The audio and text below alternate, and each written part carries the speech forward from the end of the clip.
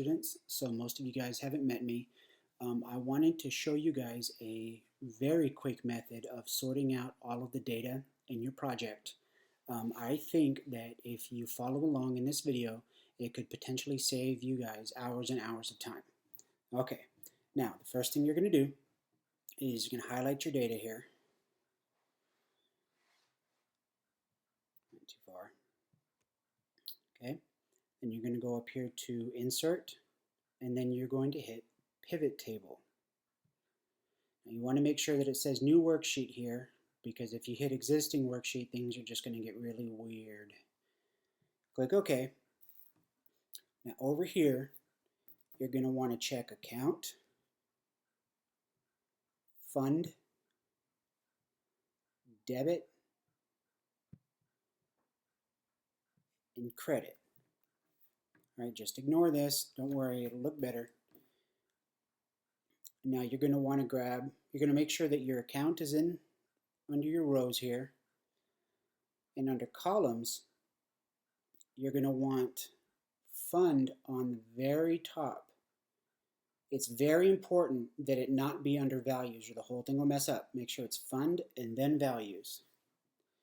Now right here where it says Count of Debit, you're going to right click and then go to Field Settings. And then you're going to hit Sum and then hit OK. And then just do the same thing with Credit. Right click, go to Field Settings, Sum, OK. Alright, now this is where things get awesome.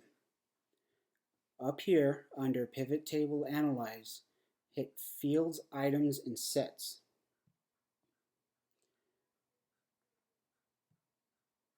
And put Calculated Field. Now you're going to want to put a name here. The name really doesn't matter. It just can't be balance. So I put normal balance. It doesn't really matter what the name is. And you're going to put debit minus credit.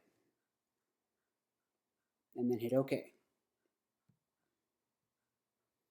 Now check this out. All of the transactions are sorted by account. For each account, that's the sum of all the debit transactions for Fund 101, the sum of all credit transactions for Fund 101, and both of them, the debits minus the credits for Fund 101.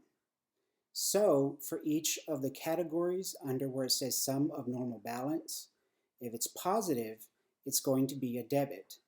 If it's negative, it's going to be a credit. And it's the same all the way down. And then you have your totals here. And then of course all the way over here we want a great big 0. Okay, now if you get any weird account numbers here, like I had a $sign in 101 and stuff like that, just go back and make sure that all of the account numbers over here in your general ledger are absolutely correct. Like I had a 301 in here and some such, probably whenever I was moving them around, and it messed everything up. So make sure it says 101 here, all 101s, 103, all 103s. I know it seems obvious, but whenever you're doing a report like this, it can mess everything up. Now if you go over here to Design, you can clean it up some, make it easier to read.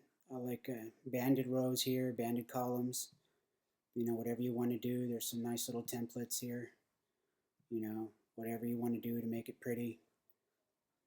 You know, one thing I do recommend, just because it's what we're used to, you highlight the whole report here and go to Home, and then of course hit your accounting button there and then take away the decimals.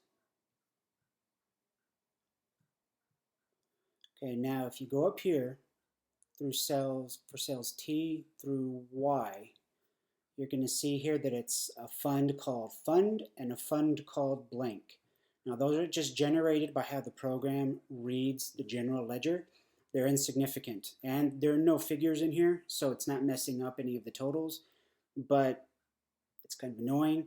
You can't delete them out of the report outright without actually copying and pasting the whole report, but what you can do is highlight these columns like I have here, right click, and then put hide. And then there you go.